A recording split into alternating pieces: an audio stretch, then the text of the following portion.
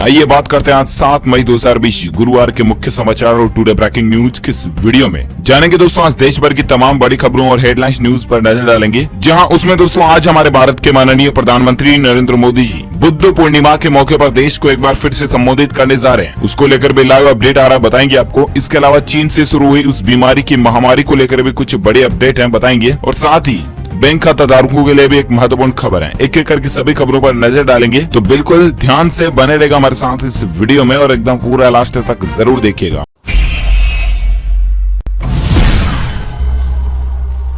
बिना time waste किए आपको ले चलते हैं पहले अपडेट में। तो देख पा रहे होंगे दोस्तों कि पीएम नरेंद्र मोदी जी आज बुद्ध पूर्णिमा समारोह में भाग लेंगे और राष्ट्र को संबोधित करेंगे। जी हां, आज 7 मई गुरुवार को दोस्तों बुद्ध पूर्णिमा का त्योहार है। और सबसे पहले तो आप सभी को बुद्ध पूर्णिमा के त्योहार की हार्दिक शुभकामनाएं। और ऐसे में दोस्तों आपकी जानकारी के लिए बता दें, आज माननीय प्रधानमंत्री जी देश को एक बार फिर से संबोधित भी करने जा रहे हैं। सुबह वो भाषण देंगे 8 से 9 बजे के बीच। और इस बीच दोस्तों भारत के राष्ट्रपति और उपराष्ट्रपति ने भी बुद्ध पूर्णिमा की देशवासियों को शुभकामनाएं दी हैं। चलिए साथ ही अगला अपडेट आ रहा है कि सरकारी कर्मचारियों को एक बड़ा झटका लगा। डीए के बाद अब जीपीएफ के दरों में भी कटौती हुई है। जहां तो दरअसल दोस्तों लॉकडाउन में सरकारी कर्मचारियों के लिए पीएफ की ब्याज दरों में कटौती कर दी है सरकार ने। 1 अप्रैल 2020 से लेकर 30 जून 2020 तक जीपीएफ और दूसरे फंड पर 7.1% ब्याज मिलेगा, जो कि पहले 7.9% मिलता था। यानी कि 0.80% तक की कटौती जो है जीपीएफ इंटरेस्ट रेट पर सरकारी कर्मचारियों के लिए गवर्नमेंट ने कर दिया। चलिए अगला अपडेट आ रहा है दोस्तों कि लॉकडाउन के बीच कारोबारियों को एक बड़ी राहत मिली है। सरकार ने जीएसटी को लेकर एक बड़ा फैसला लिया। जहां तो दरअसल दोस्तों लॉकडाउन को तीसरी बार बढ़ा दिया गया, यानी कि लॉकडाउन का 3rd फेज चल रहा है, राइट। और ऐसे में सरकार ने दोस्तों कारोबारियों के लिए जीएसटी को लेकर एक महत्वपूर्ण फैसला लिया। और ऐसे में सरकार ने फाइनेंशियल ईयर 2018-19 के लिए जीएसटी रिटर्न फाइल करने की तारीख को बढ़ाकर 30 सितंबर 2020 कर दिया। और इसके अलावा जीएसटीआर 3B के तहत रिटर्न फाइल करने को भी मंजूरी दे दी है। इसकी भी तारीखों को बढ़ा दिया गया, 30 जून 2020 तक इसको मंजूरी मिली है। चलिए अगला अपडेट आ रहा दोस्तों की हुंडई कंपनी ने एक नई स्कीम लॉन्च की है। अगर आप हुंडई की कार खरीदते हो और आपकी नौकरी चली जाती है ना, तो आपकी कार की 3 महीने तक की ईएमआई यानी कि 3 महीने की किस्त जो है वो कंपनी भरेगी। जी हाँ, देश की दूसरी सबसे बड़ी कार निर्माता कंपनी हुंडई ने बुधवार को एक नई स्कीम लॉन्च की। और इसके तहत दोस्तों नौकरी जाने पर आपके कार की 3 महीने की मासिक किस्त ईएमआई खुद कंपनी जमा करेगी। चलिए साथ ही अगला अपडेट आ रहा है अंतरिक्ष से जुड़ी कुछ खबरें। आप देख सकते हैं दोस्तों की नासा के नए रोवर में लगी हैं खास तरह की आंखें, जो कि मंगल ग्रह पर रिसर्च करने में काम आएगी। तो दरअसल दोस्तों नासा ने अपने मंगल अभियान को लेकर कुछ तस्वीरें साझा की हैं। और इस साल जुलाई के महीने में दोस्तों नासा जो है वो अपना मंगल मिशन लॉन्च करने जा रहा है। इस रोवर में कुछ खास चीजें हैं, लेकिन उसका मास्ट कैम जेड रोवर की आंखों का काम करेगा, यानी कि खास सेंसर दोस्तों इस रोवर की आंखों की जगहों पर लगाए गए हैं। इसके अलावा अंतरिक्ष को लेकर एक और खबर देख सकते हैं कि गुरु के उपग्रह यूरोपा में हो सकते हैं ऑक्टोपस जैसे जीव। वैज्ञानिकों ने इस तरह का दावा किया। जी हाँ दोस्तों, धरती से बाहर यूनिवर्स में आखिर कहां पर जीव हो सकते हैं, इसको लेकर विज्ञान आए दिन नई नई खोजें करता रहता है, लेकिन अभी तक भी हम इस सवाल का सटीक जवाब नहीं पा पाए। और ऐसे में दोस्तों एक बार फिर से हाल ही में नासा ने बृहस्पति ग्रह के प्राकृतिक उपग्रह यूरोपा की कुछ पुरानी तस्वीरें जारी की है और उसमें वैज्ञानिकों ने इस बात का दावा भी किया। अच्छा, जब यूनिवर्स की बात हो रही दोस्तों, तो अंतरिक्ष को लेकर एक और बड़ी खबर आप ये भी देख सकते हैं कि अंतरिक्ष वैज्ञानिकों को सबसे बड़ी सफलता मिली है। धरती का सबसे नजदीकी ब्लैक होल वैज्ञानिकों ने खोज निकाला।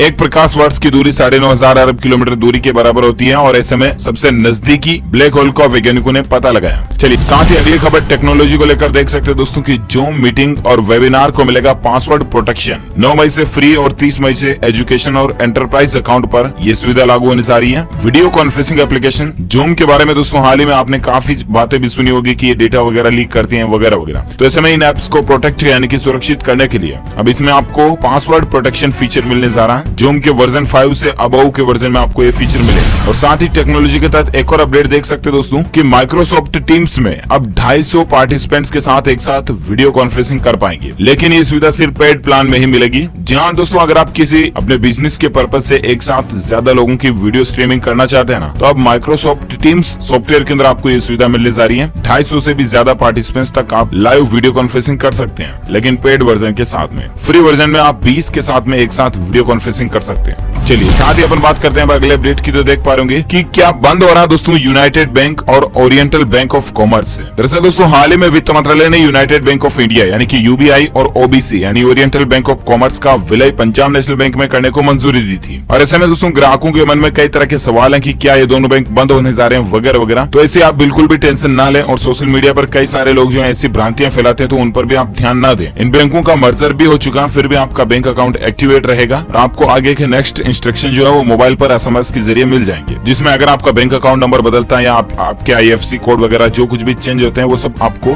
बैंक के द्वारा बता दिया जाएगा मैसेज अलर्ट पर। चलिए और साथ ही अगला अपडेट है दोस्तों की लॉकडाउन 3 को लेकर नितिन गडकरी ने कहा कि जल्द ही शुरू हो सकता है पब्लिक ट्रांसपोर्ट का संचालन। जी हाँ दोस्तों, देश भर में जोन आधारित कारोबारी गतिविधियों की छूट दिए जाने के बाद जल्द ही आवागमन के साधन भी बहाल हो सकते हैं, क्योंकि केंद्रीय सड़क परिवहन और राजमार्ग मंत्री नितिन गडकरी ने कहा कि सरकार सोशल डिस्टेंसिंग का पालन करते हुए सार्वजनिक परिवहनों के संचालन के लिए दिशा निर्देश भी तैयार कर रही है। चलिए साथ ही अगला अपडेट आ रहा दोस्तों की देश और दुनिया में जो अभी महामारी चल रही है इसको लेकर अमेरिका एक बड़ा फैसला लेने जा रहा। 1986 के बाद पहली बार अमेरिका जारी करने जा रहा 20 साल वाला फंड। इकोनॉमी को बचाने के लिए इस तिमाही में 3 लाख करोड़ डॉलर जुटाने की योजना है। ये अमेरिकी राष्ट्रपति डोनाल्ड ट्रंप की सरकार में बड़ा फैसला लेने जा रहा अमेरिका देश के लिए। साथ ही अगला अपडेट आ रहा दोस्तों की गुजरात में अहमदाबाद प्रशासन की तरफ से एक बड़ा फैसला लिया गया और आज से दूध और दवा की दुकानों को छोड़कर सब कुछ बंद रहने वाला है वापस 15 मई की शाम तक। यहाँ पर दोस्तों केंद्र की कुछ ढील दी गई थी, लेकिन बढ़ते मामलों को देखते हुए अब अहमदाबाद में 15 तारीख तक वापस सारी दुकानें बंद रहेंगी। और साथ ही अगला अपडेट देख पा रहे कि WHO ने इस बीमारी से बचाव के लिए एक रामबाण इलाज बताया। जहां WHO यानी कि विश्व स्वास्थ्य संगठन के महानिदेशक टेड्रोस अधानोम घेब्रेयेसस ने पूरी दुनिया से एकजुट होकर इस बीमारी को पराजित करने का आह्वान किया। उन्होंने जोर दिया कि एकता ही इस बीमारी का एक रामबाण इलाज है। एकता तो रखनी है हमें, लेकिन दोस्तों सोशल डिस्टेंसिंग भी जरूर बनाए रखनी है, ध्यान रखिएगा। साथ ही अगला अपडेट है कि 12 देश हजारों भारतीय 7 दिन जल नभ सहित दोस्तों भारत ऐसे चलाने जा रहा दुनिया का सबसे बड़ा घर वापसी मिशन। जी हाँ दोस्तों, लॉकडाउन के दौरान देश में जगह जगह फंसे मजदूरों को घर ले जाने के लिए श्रमिकों की स्पेशल ट्रेनों को चलाने के बाद अब सरकार गुरुवार से ही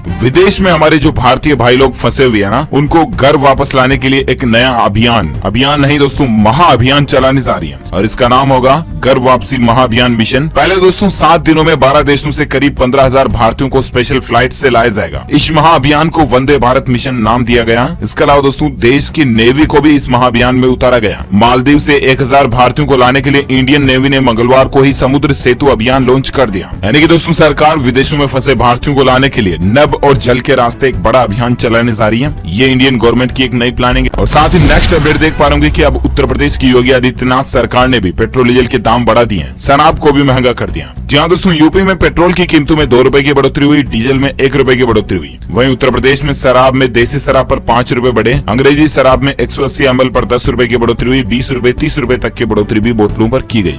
साथ ही अगली खबर आप देख सकते हैं कि देश भर में लागू हो रहा है राशन कार्ड पोर्टेबिलिटी का नियम। आपको इससे कैसे फायदा मिलेगा? जी हाँ, तो दरअसल दोस्तों देश के 15 से ज्यादा राज्यों में ऑलरेडी राशन कार्ड पोर्टेबिलिटी का रूल लागू हो चुका। One nation one ration card का नाम तो आपने जरूर सुना होगा और ये स्कीम देश भर के राज्यों में लागू होने जा रही। किन किन राज्यों में लागू हो चुके हैं इसकी लिस्ट भी आप देख सकते हैं। आंध्र प्रदेश, तेलंगाना, गुजरात, महाराष्ट्र, हरियाणा, राजस्थान, कर्नाटक, केरल, मध्य प्रदेश, गोवा, झारखंड और त्रिपुरा में ये स्कीम शुरू हो चुकी है 17 राज्यों में और 1 जून से ये पूरे देश में लागू हो जाएगी। इसका सीधा फायदा और सीधा मतलब क्या होता है तो यूं समझिए दोस्तों कि आप अपने राशन कार्ड के जरिए देश में कहीं पर भी राशन की दुकान से, सरकारी राशन की दुकान से राशन खरीद सकते हैं। यानी कि आपको दूसरे राज्य में रहने के लिए भी वहाँ का राशन कार्ड बनवाने की जरूरत नहीं है या आपको राशन खरीदने के लिए वापस आपके गाँव, आपके राज्य आने की जरूरत नहीं है। बाहर जो लोग रहते हैं, मजदूर वगैरह काम करते हैं, स्पेशली उनको ध्यान रखते हुए सरकार ने ये नई योजना लॉन्च की है। चलिए साथ ही अगला अपडेट आ रहा है कि हाइड्रोक्सीक्लोरोक्विन दवाई के बाद अब सैनिटाइजर के निर्यात पर भी मोदी सरकार ने प्रतिबंध लगा दिया। यानी कि सैनिटाइजर भी अब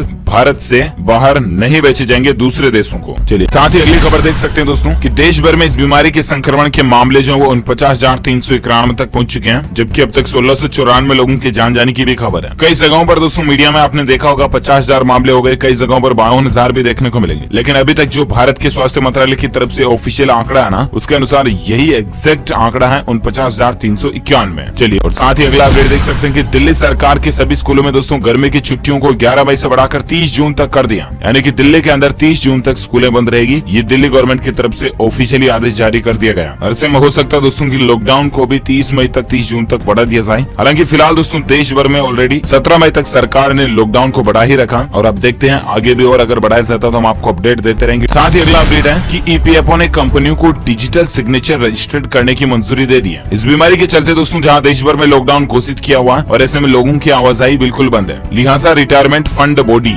यानी कि ईपीएफओ ऑर्गेनाइजेशन जो है ना, उसने बुधवार को सभी कंपनियों को अपने डिजिटल सिग्नेचर ईमेल के जरिए रजिस्टर्ड करने की मंजूरी दे दी है। इस बीमारी के वायरस की वजह से ही ईपीएफओ ने यह बड़ा कदम उठाया है। और फिलहाल अगली खबर देख सकते हैं कि इस बीमारी की वजह से दोस्तों देश में प्रॉपर्टी, घर, मकान वगैरह ये खरीदना सस्ता हो जाएगा, बदल जाएगा प्रॉपर्टी का ट्रेंड भी। यह हाल ही में एक ताजा रिपोर्ट नाइट फ्रैंक की रिपोर्ट के अनुसार सर्वे सामने निकल कर आ रहा है। और साथ ही अगला अपडेट देख सकते हैं कि इस बीमारी की दवा को खोजने की रेस और ज्यादा तेज हो चुकी है। प्रधानमंत्री नरेंद्र मोदी ने वैक्सीन तैयार कर रहे वैज्ञानिकों का एक जायजा भी लिया है। और दोस्तों हमारे देश में भारत में करीब 30 अलग अलग जगहों पर अलग अलग चरणों में इस वैक्सीन का ट्रायल चल रहा है। कुछ जगहों पर ट्रायल भी शुरू हो चुका है। ये राहत की बात है कि भारत के वैज्ञानिक भी दिन रात एक करके जी जान से इस बीमारी के वायरस की दवा, टीका विकसित करने में लगे हुए हैं। और अब देखते हैं आखिर कब तक कौन सा देश ये दवाई सबसे पहले बनाता है। हालांकि हाल ही में आपको पता होगा इजराइल वगैरह ने ये दावा भी किया था, लेकिन WHO की तरफ से जब तक ऑफिशियल रिपोर्ट नहीं आ जाती सब दावे खोखले हैं। और एक अपडेट देख सकते हैं दोस्तों की फाइजर कंपनी ने भी इस बीमारी के वैक्सीन का ट्रायल शुरू कर दिया। अगर सफल रहा तो इसी महीने तक बाजार में ये दवाई उपलब्ध होने की संभावना भी है। चलिए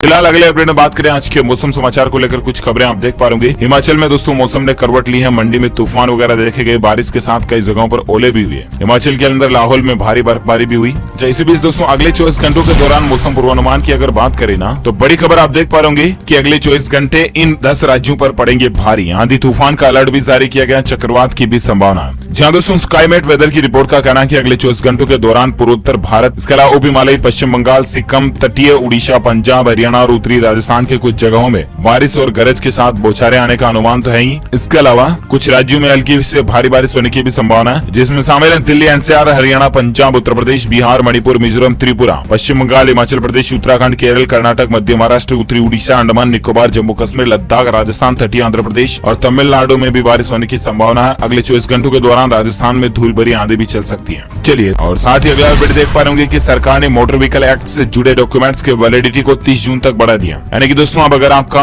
गाड़ी का आरसी, इंश्योरेंस वगैरह, आपका ड्राइविंग लाइसेंस अगर एक्सपायर भी हो जाता ना, तो अभी देश में जब तक लॉकडाउन चल रहा है, इस बीमारी का मसला चल रहा ना, तब तक आपको रिन्यू कराने की कोई जरूरत नहीं है। 30 जून तक आपको एक्सपायर ड्राइविंग लाइसेंस या एक्सपायर्ड आरसी वगैरह पर भी जुर्माना नहीं देना पड़ेगा। साथ ही अगला अपडेट देख पा रहे कि तो क्या अब जीएसटी के दायरे में आएगा पेट्रोल डीजल। बीजेपी और कांग्रेस ने ये बड़ी बात कही है। जहाँ दोस्तों 1 जुलाई 2017 को जब हमारे देश में जीएसटी लागू हुआ था ना, उसके बाद से ही पेट्रोल और डीजल को जीएसटी के दायरे में लाने की बातें की जा रही है, लेकिन इस पर अंतिम फैसला जीएसटी काउंसिल को ही लेना। हालांकि दोस्तों केंद्र और राज्य सरकारें अपने राजस्व को लेकर पेट्रोलियम पदार्थों पर अधिक निर्भर है, लेकिन बुधवार को भारतीय जनता पार्टी यानी कि बीजेपी और कांग्रेस ने ये संकेत दिए कि हाल में पेट्रोलियम पदार्थों को जीएसटी के दायरे में लाने का कोई भी फैसला नहीं होगा। ऐसे में कांग्रेस का क्या कहना और क्या कहना है आखिर भाजपा का, इसको लेकर कुछ जानकारी भी आप स्क्रीन पर देख सकते हैं। और साथ ही अगला अपडेट देख सकते हैं कि बड़ी खबर है, लॉकडाउन में नौकरी पेशा लोगों की मदद के लिए ईपीएफओ ने आसान कर दिया पैसे निकालने का नियम। तो दरअसल बात वही है दोस्तों की ईपीएफओ ने